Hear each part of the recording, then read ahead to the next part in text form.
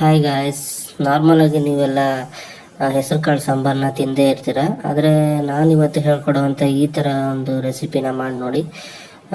ಇದು ದೇಹಕ್ಕೂ ಕೂಡ ಒಳ್ಳೆಯದು ಮತ್ತು ಆರೋಗ್ಯಕ್ಕೆ ತುಂಬ ಒಳ್ಳೆಯದಾಗಿದೆ. ರೆಸಿಪಿ ಸ್ಟಾರ್ಟ್ ಮಾಡೋಣ. ಯಾವ ರೀತಿ ಮಾಡೋದು ನೋಡೋಣ ಬನ್ನಿ. 8 ಟೇಬಲ್ ಸ್ಪೂನ್ ಎಣ್ಣೆ ಹಾಕ್ಕೊಂಡು ಸಾಸಿವೆ, ಒಂದು ದೊಡ್ಡ ಗಾತ್ರದ ಈರುಳ್ಳಿ ಹಾಕ್ಕೊಳ್ಳೋಣ. ಹಾಗೆ ಲೋ ಫ್ಲೇಮಲ್ಲಿ ಇಟ್ಕೊಂಡು ಹಾಗೆ ಅದನ್ನು ಸ್ವಲ್ಪ ರೋಸ್ಟ್ ಮಾಡ್ಕೊಳ್ಳೋಣ. ಒಂದು 3-4 ಗಂಟೆ ತನಕ ನೆನೆಸಿಟ್ಕೊಂಡಿರೋ ಹೆಸರು ಕಾಳನ್ನ ಅದರ ಜೊತೆ ಸೇರಿಸ್ಕೊಳ್ಳೋಣ.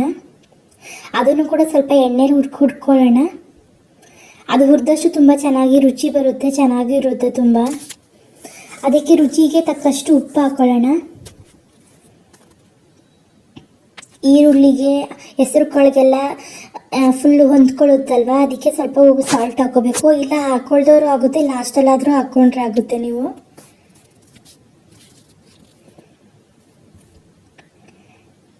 ಜೊತೆಗೆ ಈಗ ನುಗ್ಗೆ ಸೊಪ್ಪನ್ನ ಸೇರಿಸ್ಕೊಳ್ಳೋಣ. ಇದು ಹಾಕ್ಕೊಂಡ್ರೆ ತುಂಬ ಟೇಸ್ಟ್ ಚೆನ್ನಾಗಿರುತ್ತೆ. ಈ ಥರ ಒಂದ್ಸಲ ನೀವು ಮಾಡಿ ನೋಡಿ.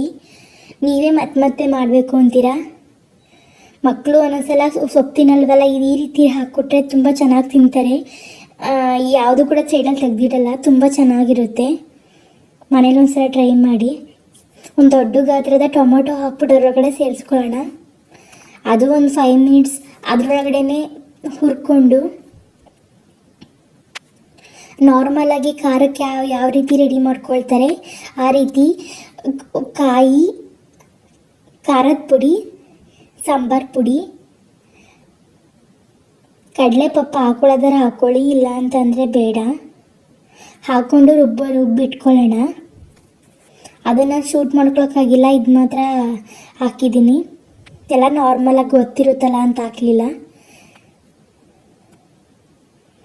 ನಿಮಗೆ ಎಷ್ಟು ಬೇಕು ಅಷ್ಟು ಸ್ವಲ್ಪ ಗಟ್ಟಿ ಬೇಕಾ ಇಲ್ಲ ತೆಳುವಾಗಿ ಬೇಕಾ ಅಂತ ನೋಡಿಕೊಂಡು ಎಷ್ಟು ಬೇಕಷ್ಟು ನೀರು ಹಾಕ್ಕೊಂಡು ನೀವೇ ಇದು ಕನ್ಸಿಸ್ಟೆನ್ಸಿ ನೋಡಿಕೊಂಡು ನೀರು ಹಾಕ್ಕೊಳ್ಳಿ.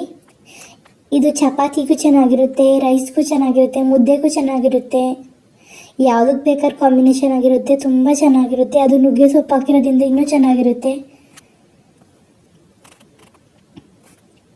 ಕುಕ್ಕರ್ ವಿಷಲ ಹಾಕಿ ಒಂದು 2 ವಿಷಲ್ ಹೊಡಿಸಿ ಸಾಕು, ತುಂಬ ಚೆನ್ನಾಗಿರುತ್ತೆ. ಒಂದ್ಸಲ ಟ್ರೈ ಮಾಡಿ ನೋಡಿ. ಇದೇ ರೀತಿ ಹೊಸ ರೆಸಿಪೀಸ್ಗೋಸ್ಕರ ನಮ್ಮ ಪೇಜ್ನ ಸಬ್ಸ್ಕ್ರೈಬ್ ಮಾಡ್ಕೊಳ್ಳಿ, ಲೈಕ್ ಮಾಡಿ, ಶೇರ್ ಮಾಡಿ.